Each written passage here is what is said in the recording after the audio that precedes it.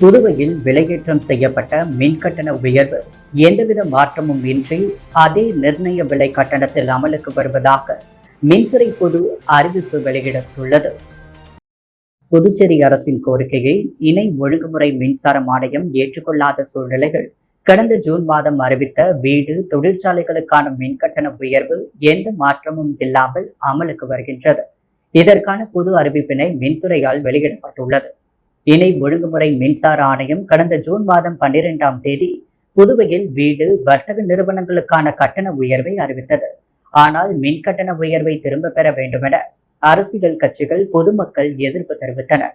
இதன் எதிரொலியாக மின்கட்டண உயர்வை மறுபரிசீலனை செய்ய வேண்டுமென இணை ஒழுங்குமுறை மின்சார ஆணையத்திடம் புதுச்சேரி அரசு கோரிக்கை வைத்திருந்தது. இந்த கோரிக்கையை இணை ஒழுங்குமுறை மின்சார ஆணையம் ஏற்றுக்கொள்ளாத சூழ்நிலைகள் கடந்த ஜூன் மாதம் அறிவிக்கப்பட்ட கட்டண உயர்வு எந்தவித மாற்றமும் இல்லாமல் அமலுக்கு வருகின்றது. இதற்கான பொது அறிவிப்பினை புதுச்சேரி மின்துறை தற்பொழுது வெளியிட்டுள்ளது. 300 யூனிட்டுகளுக்கு மேல் மின்சாரம் விநியோகிக்கும் வீடுகளுக்கான கட்டணம் ₹6.80 ₹7.50 உயர்த்தப்பட்டுள்ளது. மின்கட்டண உயர்வை அரசு திரும்ப பெற வேண்டும் அல்லது மின்கட்டண உயர்வை அரசு மானியமாக மக்களுக்கு வழங்க வேண்டும். இதில் அரசு உடனே தலையிட வேண்டும். இல்லாவிட்டால் முழு அடைப்பு பந்த் போராட்டம் நடத்துவதுடன் மக்களை திரட்டி தொடர் போராட்டம் நடத்தப்படும் என சட்டமன்ற உறுப்பினர் நேரு எச்சரிக்கை விடுத்துள்ளார். புதுச்சேரி அரசு மின்துறையை தனியார் மயமாக்கப்படும் என்று அறிவித்ததிலிருந்து மின்துறையானது மக்களை பாதிக்கும் பல செயல்களில் ஈடுபட்டு கொண்டிருக்கிறது. அதில் ஸ்மார்ட் மீட்டர் பொருத்துவது, டிஜிட்டல் மீட்டர் பொருத்துவது என்று அறிவித்ததுடன் மின் கட்டணத்தை தொடர்ந்து உயர்த்தி கொண்டே வருகிறது. அதில் பல மறைமுக வரிகளையும் புகுத்தி வருகின்றனர். இதனால் பொதுமக்களும் வியாபார பெருமக்களும் பாதிப்புக்குள்ளாகி வருகின்றனர். இதை பல அரசியல் கட்சிகளும் பொதுமக்களும் கண்டித்து போராட்டம் நடத்தியும் அரசு இதை கவனிக்காமல் கொள்ளாமல் இருப்பது வருத்தம் அளிக்கிறது. கடந்த ஜூன் மாதம் மின்கட்டணம் உயர்த்தப்படுவதாக அறிவிப்பு வெளியாகியிருந்தது. இதை கண்டித்து பொதுநல அமைப்புகள் போராட்டம் நடத்தி முதல்வர், அமைச்சர், மின்துறை செயலர் உள்ளிட்ட அதிகாரிகளுக்கு மனு அளிக்கப்பட்டு அந்த மின்கட்டண உயர்வு நிறுத்தி வைக்கப்படுவதாக தெரிவிக்கப்பட்டது.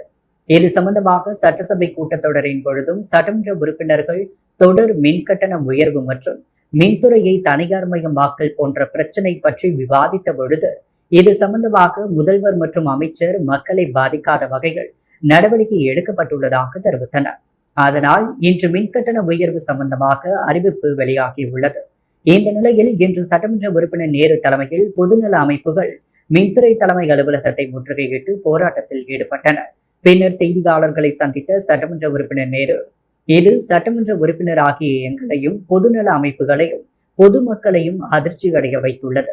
இந்த மின்கட்டணம் உயர்வு சம்பந்தமாக மின்துறை அறிவிப்பில் கடந்த 16/6/2024 முதல் இந்த கட்டண உயர்வு நடைமுறைக்கு வருவதாக தெரிவித்துள்ளது. இது மக்களை வஞ்சிக்கும் செயலாக உள்ளது. புதுச்சேரி மாநிலத்தில் மின்தடை இல்லாத நாட்களே இல்லாத நிலையில் மின்கட்டணம் மட்டும் உயர்ந்து கொண்டே வருவது எந்த விதத்தில் நியாயம் என்பதை இந்த அரசும் மின்துறையும் மக்களுக்கு விளக்க வேண்டும். ஆகையால் இந்த மின்கட்டண உயர்வை அரசு திரும்ப பெற வேண்டும் அல்லது இந்த மின்கட்டண உயர்வை அரசு மானியமாக மக்களுக்கு வழங்க வேண்டும்.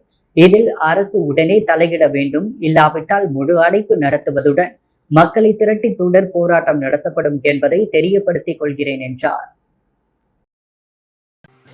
புதுவையில் உயர்த்தப்பட்ட மின்கட்டணம் குறித்து பரிசீலிக்கப்பட்டு வருவதாகவும் மக்களுக்கு சுமை ஏற்படாதவாறு நடவடிக்கை எடுக்கப்படும் என புதுச்சேரி முதலமைச்சர் ரங்கசாமி தெரிவித்துள்ளார். புதுச்சேரி இந்திரா காந்தி அரசு மேல்நிலைப்பள்ளி மற்றும் இளங்குவடிகள் அரசினர் மேல்நிலைப் பள்ளிகள் படிக்கும் மாணவ மாணவிகளுக்கு இலவச லேப்டாப், மிதிவண்டி, ரெயின்கோட் ஆகியவற்றை முதலமைச்சர் வழங்கினார்.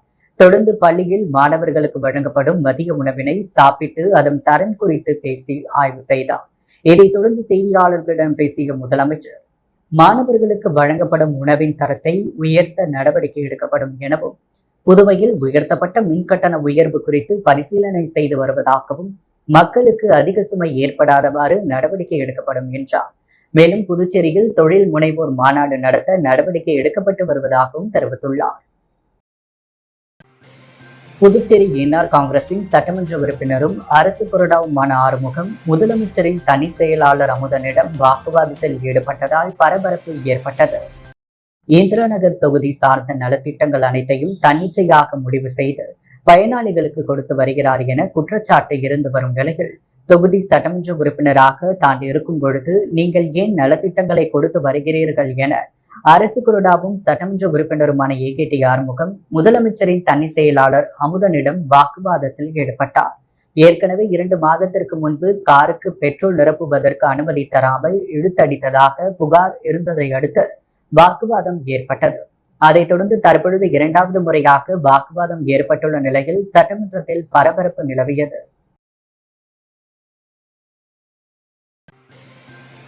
உயர்த்தப்பட்ட மின் கட்டணத்தை உடனடியாக திரும்ப பெற வேண்டும் என வலியுறுத்தி புதுச்சேரி மாநில அதிமுகவினர் உப்பளம் மின்துறை தலைமை அலுவலகத்தை முற்றுகையிட்டு போராட்டத்தில் ஈடுபட்டனர். புதுவையில் வீடுகளுக்கு முதல் 100 யூனிட்டுக்கு ₹2.25 இருந்த கட்டணம் ₹2.70 101 முதல் 200 வரை ₹3.25 இருந்ததை ₹4 உயர்த்தியும் 201 முதல் 300 வரை ₹5.40 இருந்த மின்கட்டணம் ₹6 300 யூனிட்டுக்கு மேல் மின்சாரம் பயன்படுத்தும் வீடுகளுக்கு ₹6.80 ₹7.50 உயர்த்தப்பட்டது. இந்த கட்டண உயர்வு ஜூன் 16ஆம் தேதி முதல் நடைமுறைப்படுத்தப்படும் என மின்துறை அறிவித்துள்ளது. இந்த நிலையில் உயர்த்தப்பட்ட மின் கட்டணத்தை உடனடியாக திரும்ப பெற வேண்டும் என வலியுறுத்தி புதுச்சேரி மாநில அதிமுகவினர் உப்பளம் மின்துறை தலைமை அலுவலகத்தை முற்றுகையிட்டு போராட்டத்தில் ஈடுபட்டனர். மாநில செயலாளர் அன்பழகன் தலைமையில் நடைபெற்ற முற்றுகை போராட்டத்தில் நூற்றுக்கணக்கான அதிமுகவினர் கலந்து கொண்டு உயர்த்தப்பட்ட மின் கட்டணத்தை உடனடியாக திரும்ப பெற வேண்டும் என வலியுறுத்தி கண்டன கோஷங்களை எழுப்பினர். அதிமுகவினரின் போராட்டத்தின் காரணமாக மின்துறை தலைமை அலுவலகத்தின் நுழைவு வாயில் உட்பட்பமாக பூட்டு போட்டு மூடப்பட்டது. இதையடுத்து நுழைவு வாயிலின் மீது ஏறி அதிமுகவினர் கோஷங்களை எழுப்பியதால் மின்துறை அலுவலகம் முன்பு சிறிது நேரம் பரபரப்பு ஏற்பட்டது. மேலும் பாதுகாப்பு பணியில் 50க்கும் மேற்பட்ட போலீசாரும் ஈடுபடுத்தப்பட்டனர்.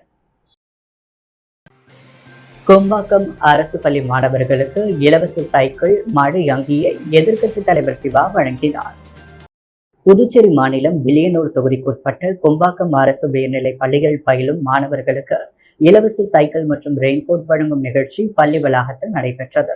இந்த நிகழ்ச்சியில் தொகுதி சட்டமன்ற உறுப்பினரும் சட்டமன்ற எதிர்க்கட்சி தலைவருமான சிவா கலந்து கொண்டு மாணவர்களுக்கு அரசின் இலவச சைக்கிள், மழைக்கோட்டை வழங்கினார்.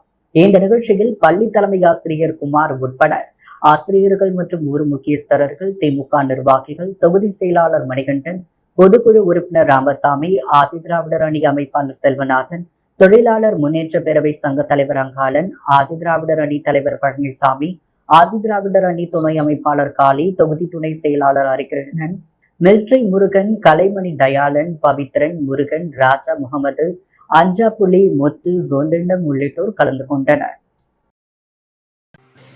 புதுச்சேரி பாட்டாளி மக்கள் கட்சியின் மாநில அமைப்பாளர் கணபதியின் பிறந்த நாளையொட்டி லாஸ்பேட்டை சிவசுப்பிரமணிய ஆலயத்தில் வணிகர் சங்க மாநில பொருளாளர் நரசிம்மன் தலைமையில் தங்கத்தேர் இழுத்து சிறப்பு வழிபாடு நடைபெற்றது. புதுச்சேரி பாட்டாளி மக்கள் கட்சியின் மாநில அமைப்பாளர் கணபதியின் பிறந்த நாள் விழா ஒவ்வொரு ஆண்டும் பல்வேறு நலத்திட்ட உதவிகள் வழங்கி வெகு விமர்சையாக கொண்டாடப்படுவது வழக்கம். இந்த நிலையில் இன்று லாஸ்பேட்டையில் உள்ள சிவசுப்பிரமணியர் ஆலயத்தில் தங்கத்தேர் இழுத்து சிறப்பு வழிபாடு நடைபெற்றது. வன்னியர் சங்க மாநில பொருளாளர் நரசிம்மன் தலைமையில் நடைபெற்ற இந்த நிகழ்ச்சியில் தொகுதி தலைவர் திருமால், தொகுதி செயலாளர் ராம், சமூக முன்னேற்ற சங்க பொறுப்பாளர் சிவபிரகாசம், சம்பந்தம் துணைத் தலைவர் ஸ்ரீனிவாசன், குமரன், ராஜசேகரன் ஆகியோர் ஏற்பாடு செய்திருந்தனர்.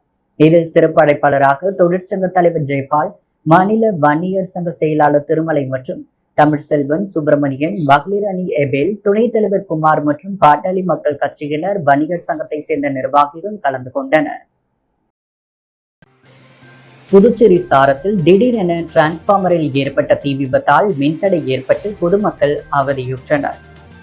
புதுச்சேரி சாரம் அவைத்திடல் பகுதியில் உள்ள டிரான்ஸ்பார்மர் நேற்று இரவு 7 மணி அளவில் திடீரென தீப்பிடித்து எரிந்தது. இது பற்றிய தகவல் அறிந்தவுடன் மின்துறை ஊழியர்கள் விரைந்து சென்று மின் இணைப்பை துண்டித்தனர். பின்னர் ரசாயன கலவையை தெளித்து தீயை அணைத்தனர். இதனால் அந்த பகுதி முழுவதும் இருளில் மூழ்கியது. பொதுமக்கள் அவதியடைந்த நிலையில் மின்துறை ஊழியர்கள் டிரான்ஸ்பார்மரில் ஏற்பட்ட பழுதை சரி செய்து சுமார் 3 மணி நேரத்திற்கு பிறகு மின் விநியோகம் சீரானது. இந்திரா காந்தி அரசு மேல்நிலைப் பள்ளியில் புதுச்சேரி அரசு கல்வித்துறையால் வழங்கப்படும் இலவச மடிக்கணினி, இலவச சைக்கிள், மழை அங்கி ஆகியவற்றை முதலமைச்சர் ரங்கசாமி வழங்கினார். இந்திரா நகரில் அமைந்துள்ள இந்திரா காந்தி அரசு மேல்நிலைப் பள்ளியில் முப்பெரும் விழா நடைபெற்றது. இலவச மடிக்கணினி 149, இலவச மிதிவண்டி 51 மற்றும் இலவச மழை உடை 51 ஆகியவற்றை முதலமைச்சர் ரங்கசாமி, கல்வித்துறை அமைச்சர் நமச்சிவாயம், அரசு கொறடா ஏகடி ஆறுமுகம், கதிர்காமம் தொகுதியின் சட்டமன்ற உறுப்பினர் KSP ரமேஷ் ஆகியோர் மாணவர்களுக்கு வழங்கி சிறப்பு செய்தனர். இந்த நிகழ்ச்சியில் வரவேற்புரையை பள்ளியின் துணை முதல்வர் சந்திரன் வழங்க, அரசு கொறடா ஆறுமுகம் வாழ்த்துரை வழங்கினார். கல்வி அமைச்சர் நமச்சிவாயம் தலைமை உரையாற்ற இந்த நிகழ்ச்சியில் முதலமைச்சர் சிறப்புரையாற்றினார். இந்த நிகழ்ச்சியில் பள்ளி கல்வி இயக்ககத்தின் இணை இயக்குநர் சிவகாமி உடனிருந்தார். நன்றியுரையை பள்ளியின் பொறுப்பாசிரியை மணிமொழி வழங்க, இந்நிகழ்ச்சியில் பெற்றோர் ஆசிரியர் சங்க தலைவர் உறுப்பினர்களும் கலந்து கொண்டனர். புதுச்சேரி முத்திரையர் பாளையம் அரசு மேல்நிலைப் பள்ளியில் பள்ளி மாணவர்களுக்கு வழங்கப்படும் மதிய உணவை முதலமைச்சர் ரங்கசாமி ருசி பார்த்து ஆய்வு செய்தார். புதுச்சேரி முத்திரையர் பாளையம் இளங்குவாடிகள் அரசினர் மேல்நிலைப் பள்ளியில் படிக்கும் 11ஆம் வகுப்பு மாணவ மாணவிகளுக்கு அரசின் இலவச லேப்டாப், மிதிவண்டி, ரெயின்கோட் ஆகியவற்றை முதலமைச்சர் வழங்கினார்.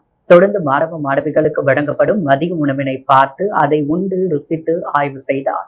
அப்பொழுது உணவை மாணவர்கள் சாப்பிட்டு பழகிக் கொள்ள வேண்டும் என தெரிவித்த அவர், உணவின் தரத்தை உயர்த்த நடவடிக்கை எடுக்கப்படும் என தெரிவித்தார். புதுச்சேரியில் படப்பிடிப்பு காரணமாக புதுச்சேரி வந்துள்ள நடிகர் விஜய் சேதுபதி துணைநிலை ஆளுநர் கைலாஷ்நாதனை சந்தித்து பேசினார். அப்பொழுது அவரது இயல்பான நடிப்பினை துணைநிலை ஆளுநர் கைலாசநாதன் பாராட்டி வாழ்த்தினார். தமிழ் சினிமாவில் உச்சபட்ச நட்சத்திரமாக வலம் வருபவர் நடிகர் விஜய் சேதுபதி. அவரது நடிப்பில் அண்மையில் வெளிவந்த மகாராஜா திரைப்படம் ரசிகர்கள் மத்தியில் பெரும் வரவேற்பை பெற்றது. இந்த நிலையில் நடிகர் விஜய் சேதுபதி புதுச்சேரியில் நடைபெறும் படப்பிடிப்பில் கலந்து கொள்வதற்காக வந்துள்ளார். இந்த நிலையில் நடிகர் விஜய் சேதுபதி புதுச்சேரி துணைநிலை ஆளுநர் கைலாசநாதனை மரியாதை நிமித்தமாக சந்தித்து பேசினார். அப்பொழுது புதுச்சேரி துணைநிலை ஆளுநராக பதவி ஏற்றுக்கொண்ட கைலாசநாதனுக்கு வாழ்த்துக்களை தெரிவித்தார். மகாராஜா திரைப்படம் சிறப்பாக இருந்ததாகவும், சிறப்பான நடிப்பை வெளிப்படுத்தி இருந்ததாகவும் விஜய் சேதுபதிக்கு ஆளுநர் கைலாசநாதன் வாழ்த்து தெரிவித்தார். மேலும் நடிகர் விஜய் சேதுபதிக்கு துணைநிலை ஆளுநர் கைலாசநாதன் சால்வை அணிவித்து மகிழ்ந்தார். இதேபோல் துணைநிலை ஆளுநருக்கு நடிகர் விஜய் சேதுபதி சால்வை அணிவித்தும் பூங்கொத்து கொடுத்தும் வாழ்த்து தெரிவித்தார். தொடர்ந்து துணைநிலை ஆளுநருடன் நடிகர் விஜய் சேதுபதி அரை மணி நேரம் உரையாடினார்.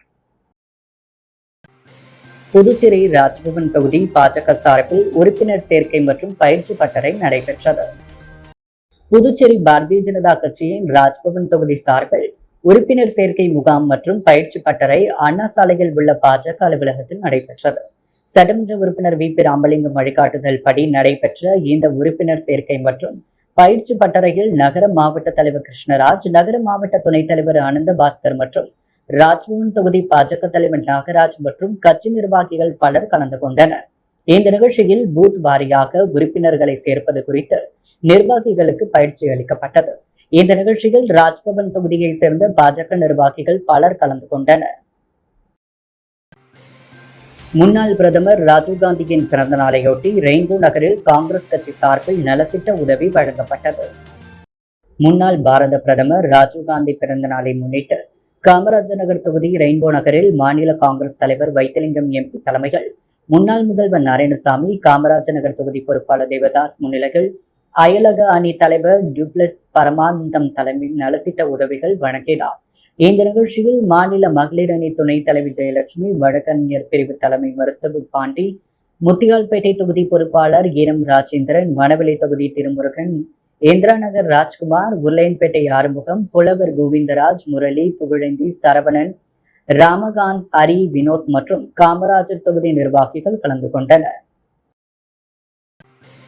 முத்தியால்பேட்டை சூர்யா இன்டர்நேஷனல் மேல்நிலைப் பள்ளியில் மாணவர்களுக்கான மருத்துவ முகாம் நடைபெற்றது. இதில் பள்ளியில் உள்ள அனைத்து மாணவர்களுக்கும், பள்ளியில் பயிலும் மாணவர்களின் பெற்றோர்களுக்கும் சிறப்பு மருத்துவ முகாம் நடைபெற்றது. சிறப்பு விருந்தினராக மெடிக்கல் சூப்பரிண்டென்டென்ட் டாக்டர் சதீஷ் குர்பிலா, head operation hospital Subrajit Singh, assistant general மேலாளர் பிரசன்னா ஆகியோர் கலந்து கொண்டு விழாவை சிறப்பித்தனர்.